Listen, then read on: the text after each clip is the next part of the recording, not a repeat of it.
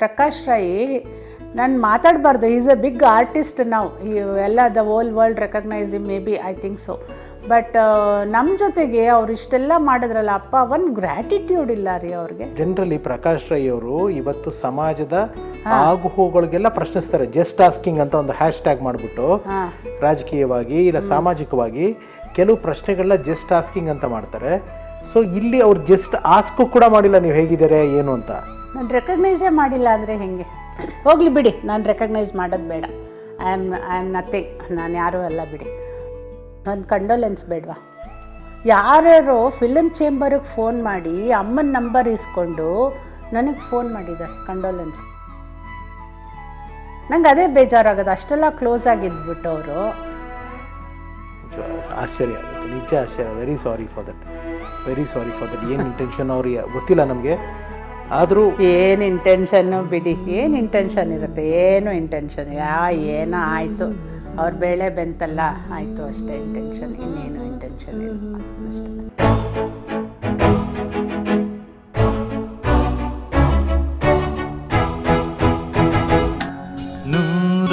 ನೂರೊಂದು ನೆನಪು. ಏನಾಯ್ತಮ್ಮ, ಹೆಂಗಾಯ್ತಪ್ಪ ಅದು ಇದು? ಅಷ್ಟೇ, ಅವ್ರಿಗೇನು ಇಲ್ಲ. ಲಂಗ್ಸ್ದು ಪ್ರಾಬ್ಲಮ್ ಇತ್ತು. ಅವ್ರು ತುಂಬ ಸಿಗರೆಟ್ ಸೇರ್ತಾ ಇದ್ರಲ್ಲ ಸ್ಟಾರ್ಟಿಂಗಲ್ಲಿ, ಆಮೇಲೆ ಬಿಟ್ಬಿಟ್ರು. ಆ ಲಂಗ್ಸು ತುಂಬ ಡ್ಯಾಮೇಜ್ ಆಗಿಬಿಟ್ಟಿತ್ತು. ರೆಸ್ಪಿರೇಟ್ರಿ ಕಷ್ಟ ಆಗ್ತಾಯಿತ್ತು, ಆಕ್ಸಿಜನ್ ಲೆವೆಲ್ಲು ತುಂಬ ಕಡಿಮೆ ಆಗಿಬಿಡೋದು.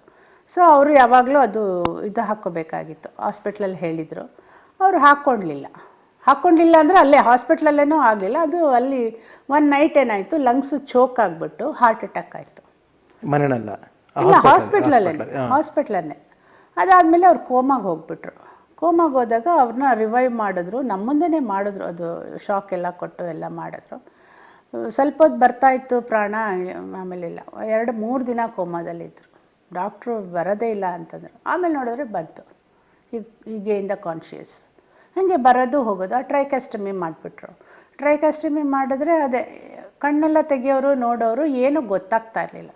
ಹಾಗೆ 41 ಡೇಸ್ ಇದ್ದರು ICU ಅಲ್ಲಿ. 41 ಡೇಸ್ ಇದ್ದರು. ತುಂಬ ಕಷ್ಟಪಟ್ವಿ, ನಾನು ಅಮ್ಮನೂ. ನಮ್ಗೆ ಯಾರೂ ಸಪೋರ್ಟ್ ಇಲ್ಲ, ಏನೂ ಇಲ್ಲ.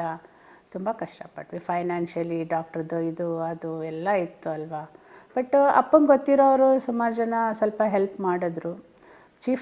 ಚೀಫ್ ಮಿನಿಸ್ಟ್ರ್ ಫಂಡ್, ಸಿದ್ದರಾಮಯ್ಯ ಅವರು ಚೀಫ್ ಮಿನಿಸ್ಟ್ರ್ ಇದ್ರಲ್ಲ ಆವಾಗಲೂ, ಅವರೊಂದು 5 lakhs ಕೊಟ್ಟರು ಚೀಫ್ ಮಿನಿಸ್ಟ್ರ್ ಫಂಡಿಂದ.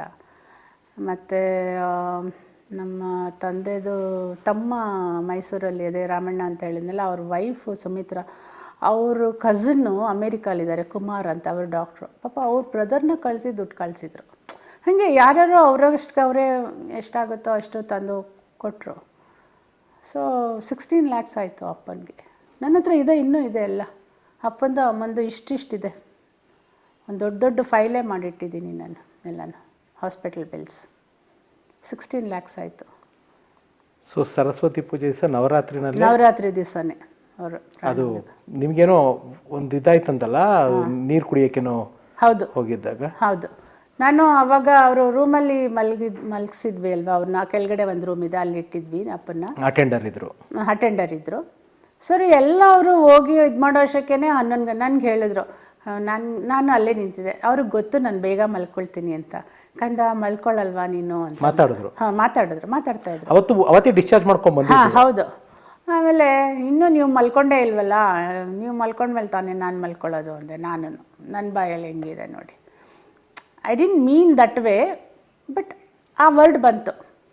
ಮಲ್ಕೋತೀನಮ್ಮ, ನೀನು ಮಲ್ಕೋ ಹೋಗು, ನಾನು ಮಲ್ಕೋತೀನಿ ಅಂದರು. ಸರಿ, ನನ್ನ ಹಾಲಲ್ಲಿ ಒಂದು ಬೆಡ್ಶೀಟ್ ಹಾಕ್ಕೊಂಡು ಮಲ್ಕೋತಾ ಇದ್ದೆ. ತಿಂಬು ಹಾಕ್ಕೊಳ್ಳಲ್ಲ, ಏನೂ ಇಲ್ಲ.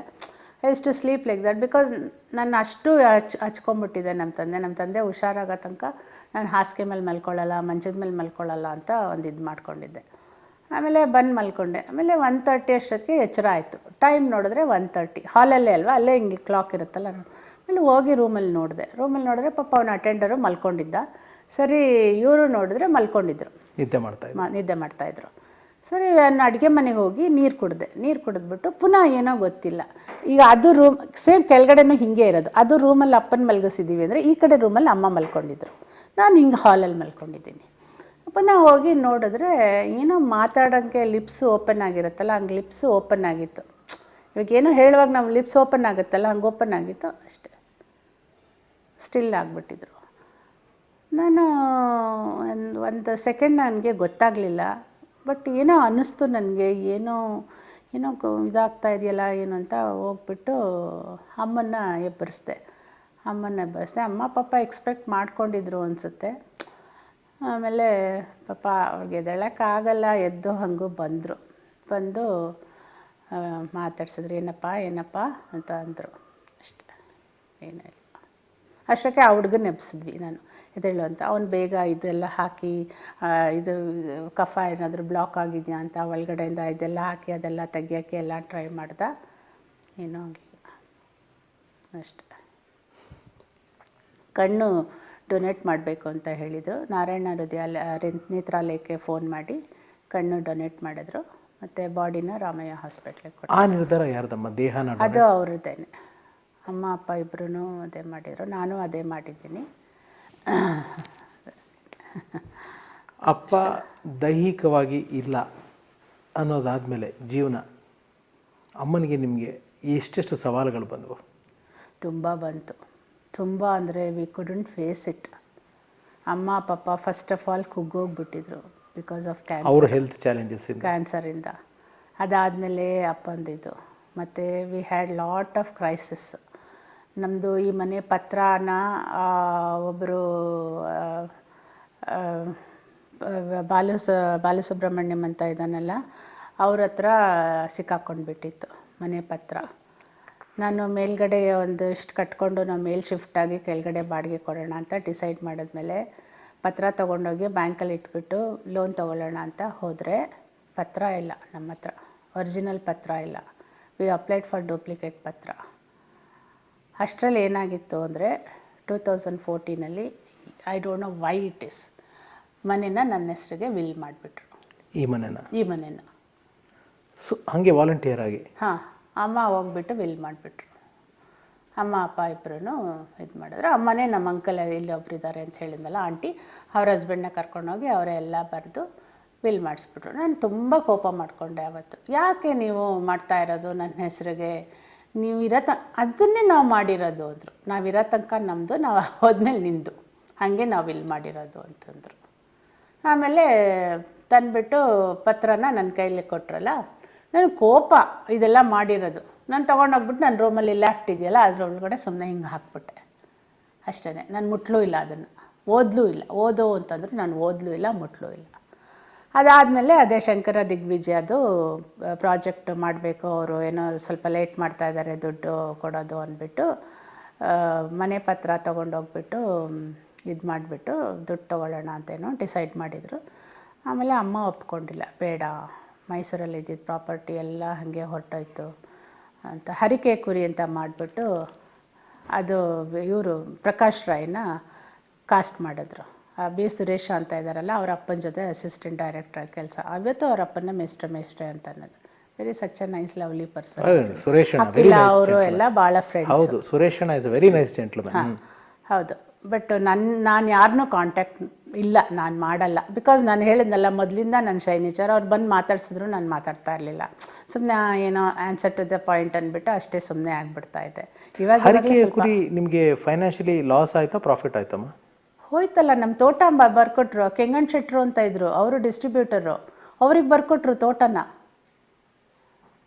ಕೆಂಗಣ್ಣ ಶೆಟ್ರಿಗೆ ಬರ್ಕೊಟ್ರು. ಮೈಸೂರು ತೋಟನ? ಹಾಂ, ಕೆಂಗಣ್ಣ ಶೆಟ್ರಿಗೆ ಬರ್ಕೊಟ್ರು. ಪಾಪ ಅಪ್ಪ ಅಮ್ಮ ಹೋಗಿ ಮೈಸೂರಿಗೆ ಹೋಗಿ ರಿಜಿಸ್ಟ್ರೇಷನ್ ಮಾಡಿ ಕೊಟ್ರು. ಇವತ್ತು ಅದೊಂದು ಪ್ರಾಪರ್ಟಿ ಇದ್ದಿದ್ರೆ ಎಷ್ಟು ಕ್ರೋರ್ಸೋ ಗೊತ್ತಿಲ್ಲ ನನಗೆ. ಅಂತ ತೋಟನ ಮಾರಿದ್ರು. ಬಿಕಾಸ್ ಆಫ್ ಪ್ರಕಾಶ್ ರಾಯ್ನ ಇಂಟ್ರಡ್ಯೂಸ್ ಮಾಡಿ ಅದರಲ್ಲಿ ಮಾಡಿದ್ರು. ಪ್ರಕಾಶ್ ರಾಯ್ದು ಗೀತಾ ಮಾಡಿದ್ರಲ್ವ ಅದರೊಳಗಡೆ. ಅದು ರಶಸ್ನ ತೊಗೊಂಡೋಗ್ಬಿಟ್ಟು ನಮ್ಮ ತಂದೆ ಹತ್ರ ಪರ್ಮಿಷನ್ ತೊಗೊಂಡು ಆ ರಶಸ್ನ ತೊಗೊಂಡೋಗಿ ಬಾಲಚಂದರಿಗೆ ತೋರಿಸಿದ್ರು ಗೀತಾ.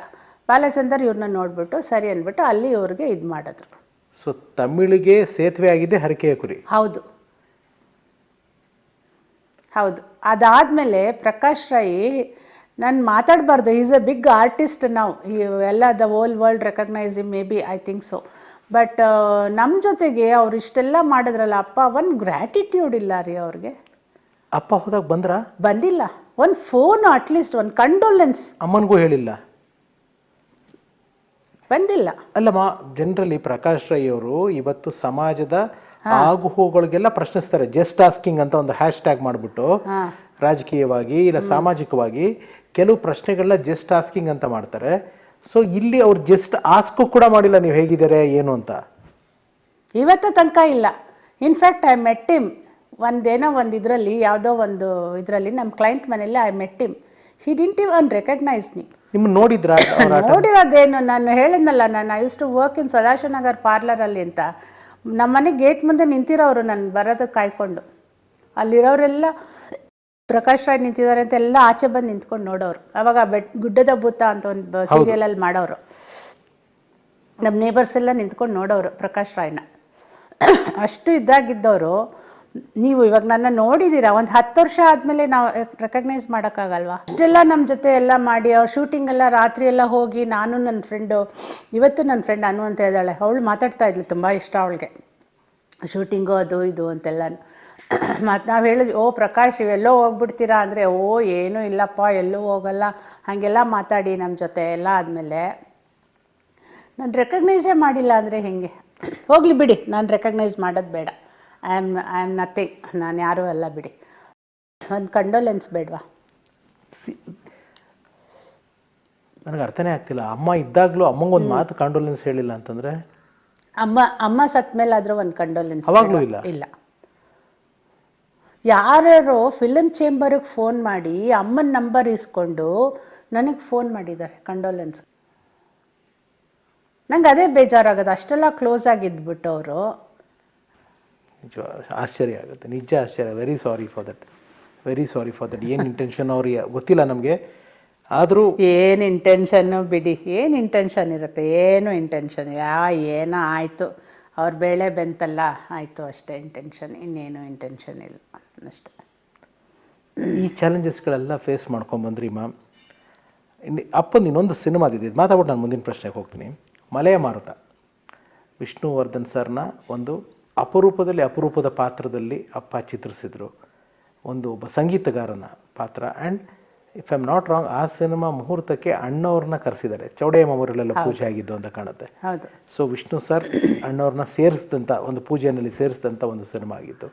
ಮಲೆಯ ಮಾರುತ ಶೂಟಿಂಗ್ ಎಲ್ಲಾರು ಹೋಗಿದ್ರಾ ನೀವು? ಯಾಕೆಂದರೆ ತುಂಬ ಶೂಟಿಂಗ್ ಅಲ್ಲಿ ನಾರ್ತಲ್ಲೆಲ್ಲ ನಡೀತು ಎಲ್ಲ ಪಿಕ್ಚರ್ ಅದು. ನಾನು ಅಷ್ಟು ಎಲ್ಲೂ ಹೋಗಿಲ್ಲ. ಮೈಸೂರಲ್ಲೆಲ್ಲ ಆಯಿತು, ಶ್ರೀರಂಗಪಟ್ಟಣ ಅಲ್ಲೆಲ್ಲ ಆಯಿತು. ನನಗೆ ಅವಾಗ ಆಪ್ರೇಷನ್ ಆಗಿದ್ದು ಇದಾಗಿತ್ತು. ಸೊ ನಾನೇನು ಅಷ್ಟು ಇದು ಮಾಡ್ತಾ ಇರಲಿಲ್ಲ. ರವಿ ಅಣ್ಣ ಮಾಡಿದ ಹಲವಾರು ಸಾಹಸಗಳಲ್ಲಿ ಅವರ ಗಾಯನ ಕೂಡ ಒಂದು ತುಂಬ ಬರೆಯೋರಂತಲ್ಲ, ಸಾಹಿತ್ಯ ಕೂಡ ತುಂಬ ಅದ್ಭುತವಾಗಿ ಬರೆಯೋರಂತಲ್ಲ. ಸೊ ಒಂದು ಟೋಟಲ್ ಬಹುಮುಖ ಪ್ರತಿಭೆ ರವಿ ಅಣ್ಣ. ಅಂದರೆ ಹರಕೆಯ ಕುರಿ ಅನ್ನೋ ಒಂದು ಸಿನಿಮಾನ ತಗೊಂಡು ಮಾಡಬೇಕು ಅಂದರೆ ಅದಕ್ಕೊಂದು ಧೈರ್ಯ ಬೇಕು. ಹೌದು.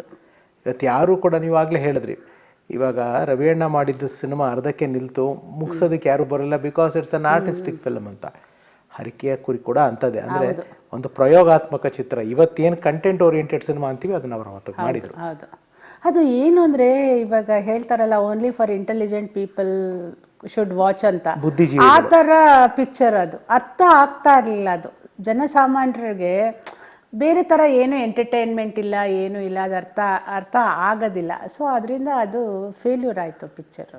ಇವಾಗ ಕೆಲವು ಸಿನಿಮಾಗಳು ಅನ್ಕೊಂಡಂಗೆ ಆಗದೆ ಇದ್ದಾಗ, ಕೆಲವು ಸೋತಾಗ ಅಪ್ಪ ಮನೆಯಲ್ಲಿ ಹೇಗಿರೋರು, ಯಾವ ರೀತಿ ತಗೊಳ್ಳೋರು ಅದನ್ನೆಲ್ಲ? ಬೇಜಾರು ಆಗ್ತಾ ಇತ್ತು, ಬಟ್ ಡಿಪ್ರೆಷನ್ಗೆಲ್ಲ ಏನೂ ಹೋಗ್ತಾ ಇರಲಿಲ್ಲ. ಬೇಜಾರಾಗೋದು, use to take it as a challenge. Next picture ಇನ್ನೂ ಚೆನ್ನಾಗಿ ಮಾಡಬೇಕು, ಅದು ಮಾಡಬೇಕು, ಇದು ಮಾಡಬೇಕು, ಆ ಥರ ಅಂದ್ಕೊಳ್ಳೋರು ಅಷ್ಟೇ. ಏನೋ ಆಗಿತ್ತು ಅಂತ ಅನ್ನೋರು. ಬಟ್ ಅವರು ನಾನು ತಪ್ಪು ಮಾಡಿದೆ ಅಂತ ಅನ್ಕೋತಾ ಇರಲಿಲ್ಲ ಅವರು. ಅದು ಯಾವತ್ತೂ ಬಂದಿಲ್ಲ ಅವ್ರ ಫೀಲಿಂಗ್. ಅಂದರೆ ನನಗೆ ಗೊತ್ತಿಲ್ಲ, ಅಪ್ಪ ಇರೋವರೆಗೂ, ಅಪ್ಪ ಹೋದ್ಮೇಲೆ ಇವರು ಪ್ರಕಾಶ್ ರಾಯ್ ಅವರು ಮಾತಾಡಿಲ್ಲ, ಫೈನ್. ಆಮೇಲೆ ಏನಾರು ಅಪ್ಪನ ಜೊತೆ ಸಂಪರ್ಕದಲ್ಲಿದ್ದರೆ? ಇಲ್ಲ, ಏನೂ ಇಲ್ಲ. ಒಂದ್ಸಲಿ ಮಾತ್ರ ಜಯನಗರಲ್ಲಿ ಪ್ರಬೋಧ ಚಂದ್ರೋದಯಂದು ಯಾವುದೋ ಒಂದು ಫಂಕ್ಷನ್ ನಡೀತಾ ಇತ್ತು. ಆವಾಗ ಅಲ್ಲಿ ಬಂದರು ಸ್ಟೇಜ್ ಮೇಲೆ. ಹೀ ಕೇಮ್ ವಾಲಂಟಿಯರ್ಲಿ. ಯಾರೂ ಇನ್ವೈಟ್ ಮಾಡಿಲ್ಲ ಅವ್ರನ್ನ. ನಾನು ಇಲ್ಲೇ ಇದ್ದೆ, ಗೊತ್ತಾಯಿತು ಅಪ್ಪ ಇಲ್ಲಿದ್ದಾರೆ ಅಂತ ಅಂದ್ಬಿಟ್ಟು ಮೈಕಲ್ಲಿ ಮಾತಾಡಿದ್ರು. ನಾನು ಇಲ್ಲೇ ಇದ್ದೆ, ಅದಕ್ಕೆ ನನ್ನದು ರೆಸ್ಪಾನ್ಸಿಬಿಲಿಟಿ ಅನ್ನಿಸ್ತು, ನಾನು ಬರಬೇಕು ಅನ್ನಿಸ್ತು, ನಾನು ಬಂದೆ ಅಂತ ಏನೋ ಅಂದ್ಕೊಂಡು ಏನೋ ಮಾತಾಡ್ಬಿಟ್ಟು ಹೋದರು ಅಷ್ಟೇ. ಅವತ್ತು ಯಾರೂ ಅವ್ರನ್ನ ಇನ್ವೈಟ್ ಮಾಡಿಲ್ಲ. He came on his own, ವಾಲಂಟಿಯರಾಗಿ ಬಂದರು, ಏನೋ ಒಂದು ಮಾತಾಡಿದ್ರು ಮೈಕ್ ಇಟ್ಕೊಂಡು, ಆಮೇಲೆ ಹಿ ವೆಂಟ್ ಅಷ್ಟೇ. ಅಮ್ಮನಿಗೆ ಏನಾದ್ರು ಬೇಜಾರಿತ್ತಾ, ಈ ನೋವುಗಳಿತ್ತಾ, ಅಥವಾ ಅಮ್ಮ ಕೇಳಿದ್ರೆ ಏನಾರು ಫೋನ್ ಮಾಡಿದ್ರಾ ಅಂತ? ಇವರು ಇಲ್ಲ, ಅಮ್ಮಂಗೂ ಏನು ಆ ಥರ ಎಲ್ಲ, ಅವರೆಲ್ಲ ಇಂಡಸ್ಟ್ರಿ ನೋಡಿರೋರೇ ಅಲ್ವಾ, ಇಂಥವ್ರನ್ನ ಎಷ್ಟು ಜನ ನೋಡಿದಾರೋ ಅವ್ರಿಗೇನು ಅನ್ನಿಸ್ತಾ ಇಲ್ಲ. ಆಮೇಲೆ ನಾನು ಮೇ ಬಿ ನಾನು ಮುಂದಗಡೆ ಇದು ಮಾಡದೇ ಇದ್ರು, ಯಾರ ಜೊತೆ ಬೇರೆದಾದರೂ ಇವ್ರ ಮಾತುಗಳೆಲ್ಲ ಕೇಳ್ಕೊಂಡು ಒಳಗಡೆ ನನಗೂ ಚೆನ್ನಾಗಿ ಎಕ್ಸ್ಪೀರಿಯೆನ್ಸ್ ಆಗಿತ್ತು. ಸೊ ನನಗೂ ಏನು ಅಂದರೆ ಬೇಜಾರಾಯಿತು ಇವ್ರಿಗೋಸ್ಕರ ಅದೆಲ್ಲ. ನಾನು ನಮ್ಮ ತಂದೆನ ಒಂದಿನ ಕೇಳಿಬಿಟ್ಟೆ, ನೀವು ಅಷ್ಟು ಹರಿಕೆಯ ಕುರಿ ಮಾಡಿದ್ರಲ್ಲ, ಎಲ್ಲ ಫೇಲ್ಯೂರ್ ಆಯ್ತಲ್ಲ, ಆ ಒಂದು ಸಿಲ್ವರ್ ಮೆಡಲ್ಗ ನೀವು ಮಾಡಿದ್ದು ಅಂದ್ಬಿಟ್ಟೆ. ಕೇಳಿಬಿಟ್ಟೆ. ಇನ್ನು ಸ್ವಲ್ಪ ನೋಡಿದ್ರೆ ಎಲ್ಲ ಇಂಟರ್ನಲ್ ಆರ್ಗನ್ಸ್ ಎಲ್ಲ ಫೇಲ್ಯೂರ್ ಆಯಿತು, ಶಿ ಪಾಸ್ಟ್ ಅವೇ ಅಂತ ಹೇಳ್ತಾರೆ. ಏನು ನನಗೆ ಇವತ್ತಂಕ ಅರ್ಥ ಆಗಿಲ್ಲ. ಹೌ ಇಂಟರ್ನಲ್ ಆರ್ಗನ್ಸ್ ಫೇಲ್ ಆಗಿದ್ರೆ ಬ್ಲಡ್ ಇದಾಗಬೇಕು, ಯೂಸ್ ಆಗಬೇಕು, ಕಿವಿಯಿಂದಾಗಲಿ ಮೂಗಿ ಎಲ್ಲೂ ಬಂದಿಲ್ಲ. ನಾನು ಹೋದೆ ನೋಡೋಕ್ಕೆ, ಕಣ್ಣಲ್ಲಿ ಹೋಗ್ಬಿಟ್ಟು ಕಣ್ಣು ಹಿಂಗೆ ನೋಡ್ತಾ ಇದ್ದಾರೆ, ಕಣ್ಣು ಕ್ಲೋಸ್ ಆಗಿಲ್ಲ, ಕಣ್ಣಲ್ಲಿ ಪ್ರಾಣ ಹೋಗಿದೆ ಅವ್ರಿಗೆ.